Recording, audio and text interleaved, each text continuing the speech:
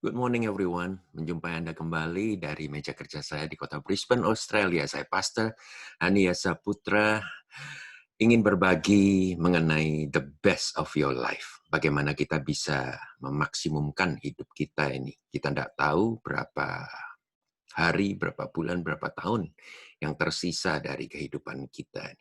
Tapi biarlah setiap daripada kita menyadari bahwa ada limit, ya, ada batas tertentu kita akan hidup di atas muka bumi ini, dan bagaimana kita bisa menjadi berkat. Dan ini merupakan juga edisi pertama saya menggunakan mikrofon Shure MV88 Plus. Ya. Baik, ada 3 hal yang ingin saya sharingkan pada pagi hari ini. Yang pertama adalah bagaimana sikap kita terhadap dosa. Itu penting sekali untuk saudara pikirkan, ya, bagaimana sikap kita terhadap dosa. Kemudian kedua, bagaimana sikap kita terhadap diri sendiri. Dan yang terakhir adalah bagaimana sikap kita terhadap Tuhan. Ini ketiga hal ini adalah mutlak untuk kita yang mau tetap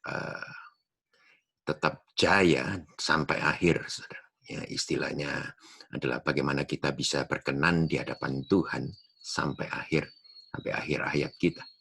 Ya, yang pertama adalah bagaimana sikap kita dengan dosa ini.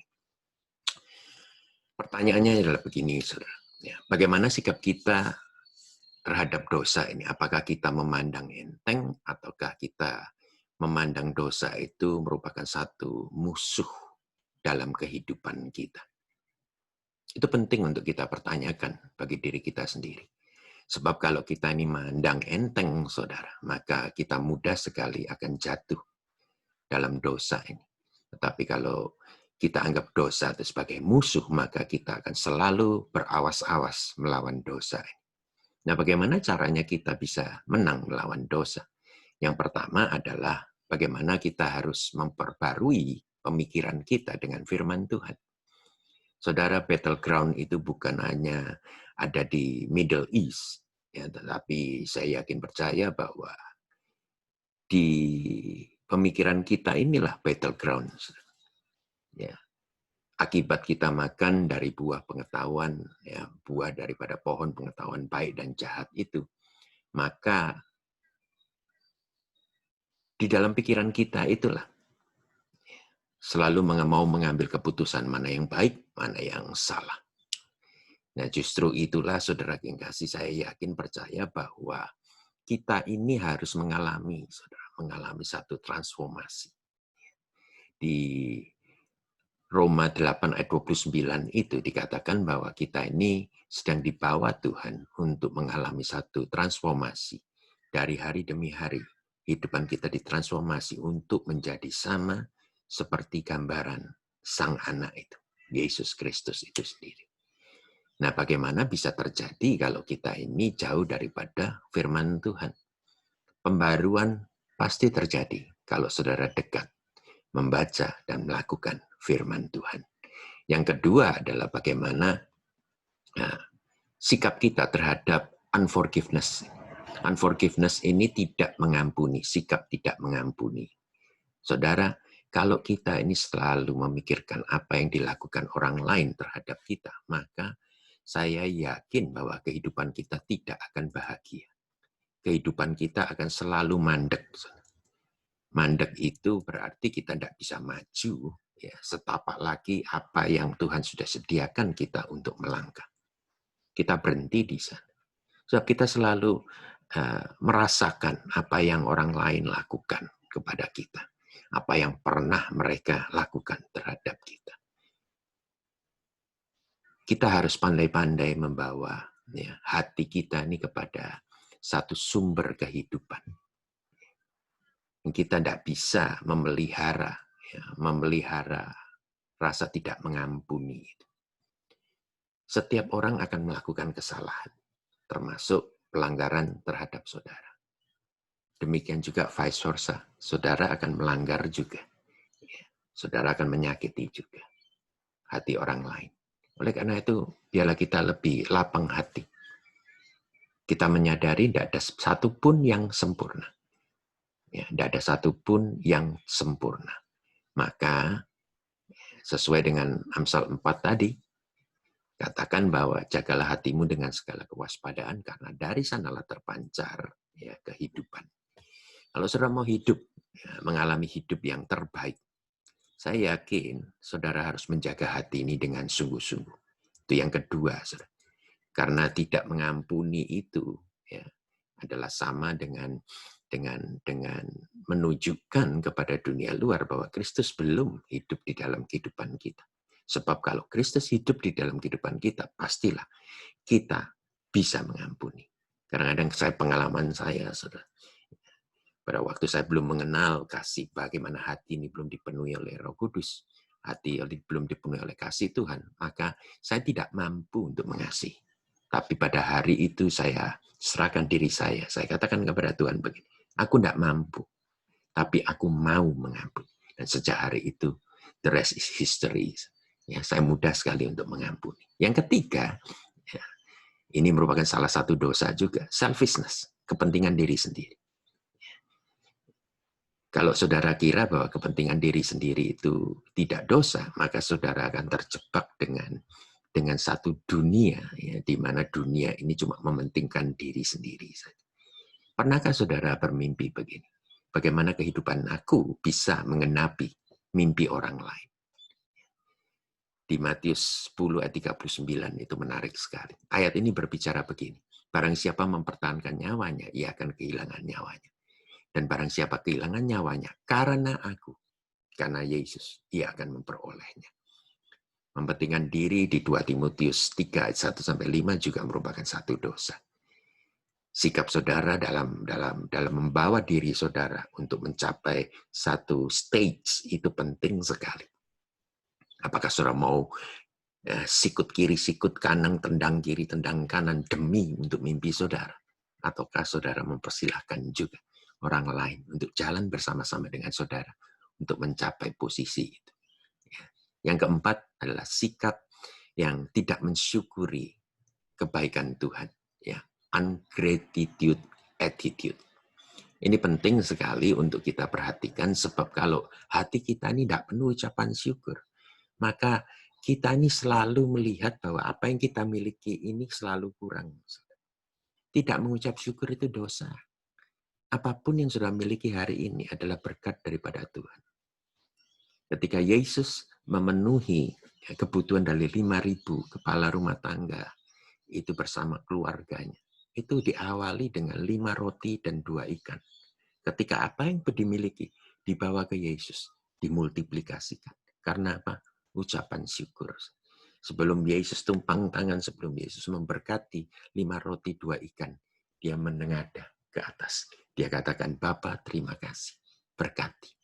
Jadi apapun yang saudara miliki hari ini, jangan lihat orang lain.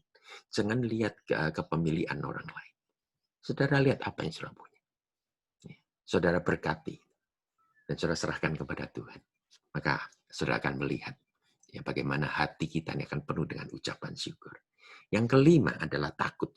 Ketakutan itu merupakan satu dosa juga. Ya. Takut itu merupakan satu perangkap.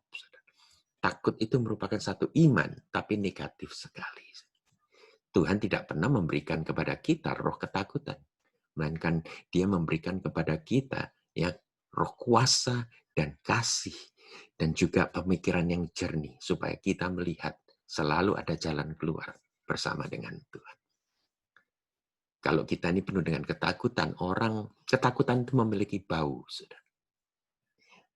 Orang yang dekat dengan saudara pun tahu kalau saudara hidup dalam ketakutan dari pembicaraan saudara. Ketakutan juga akan memperangkap kita. Kita yang sehat ini bisa seolah-olah menjadi lumpuh. Oleh karena itu, ada seseorang mengatakan bahwa di Alkitab itu ada firman Tuhan jangan takut itu 365 hari. Jadi setiap hari kita disediakan jangan engkau takut. Itu 5 dosa yang kita harus waspada. Kadang-kadang kita tidak merasa bahwa takut itu adalah dosa. Tidak mengucap syukur itu adalah dosa. Ya, tidak mengampuni itu adalah dosa. Tapi itu merupakan dosa-dosa yang kita harus bersikap secara benar dan hilangkan dari kehidupan saudara. Yang kedua, topik kedua adalah bagaimana sikap saudara terhadap diri sendiri. Ya. Nah, ini kelihatannya tidak berdosa, saudara. Tetapi ini merupakan satu momok, saudara. Momok yang bisa menghentikan kehidupan saudara. Pertama adalah perasaan tidak siap, inadequate. Kita selalu merasa tidak siap untuk melakukan segala sesuatu. Kita bergantung kepada latar belakang kita, ya, pengalaman kita, apa yang kita pernah kerjakan tahun lalu. Kalau kita masuk dalam dunia yang biasa kita kerjakan, maka kita merasa siap.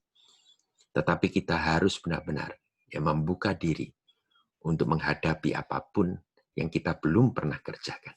Kita kerjakan bersama dengan Tuhan. Filipi 4:13 mengatakan begini, I can do all things through Christ who strengthen me. Jadi semuanya bisa.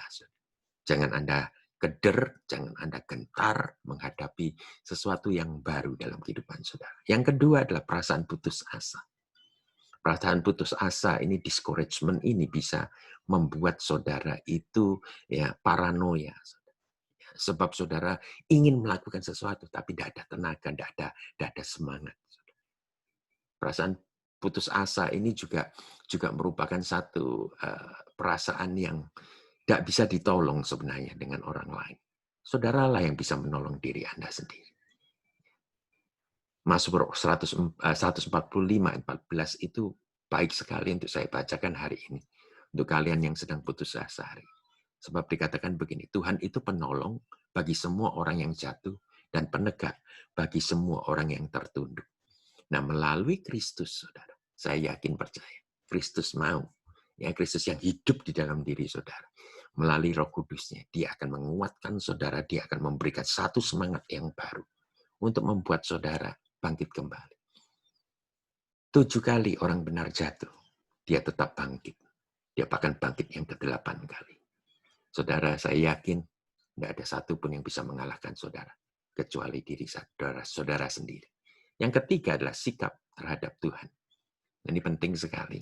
Sikap kita terhadap Tuhan ini bagaimana? Kalau Tuhan itu berdaulat, kalau Tuhan itu daulat, saudara tahu bahwa Dia mengatur segalanya, termasuk kehidupan saudara. Maukah kita berserah kepada Dia? Apapun yang saudara serahkan kepada Dia, ya, ke dalam tangan yang penuh kuasa, saudara akan melihat tangan Tuhan ada di mana-mana dalam kehidupan saudara. Pertanyaannya banyak juga pertanyaan yang saya ingin berikan kepada saudara. Ya, salah satunya adalah begini, apakah Dia hidup di dalam diri saudara? Ya, apakah hadiratnya juga Anda rasakan setiap saat hari-hari ini? Saudara? Karena hadiratnya penting, saudara. Hadiratnya itulah yang menghibur kita. Hadiratnya itulah yang menjadi terang bagi kehidupan kita. Kita harus mengalami Tuhan. Jangan selalu marah-marah kepada Tuhan. Ada orang yang marah kepada dirinya sendiri, marah kepada orang lain, dan termasuk marah kepada Tuhan. Maka kehidupannya terpuruk. Kehidupannya benar-benar mengalami satu lembah-lembah yang seolah-olah tidak bisa ditolong. Padahal Tuhan menyertai orang itu. Tuhan menyertai saudara sampai kesudahan zaman. Itu janji Tuhan. Allah saudara yang sudah percaya dalam Tuhan Yesus itu adalah Allah yang setia. Oleh karena itu, saudara yang kasih, saya ingin saudara mengalami the best of your life. Sisa berapa tahun sih kita hidup? Biarlah saudara berikan kepada Tuhan segalanya. Maka segalanya, dalam segalanya saudara akan melihat Tuhan. Tuhan memberkati saudara.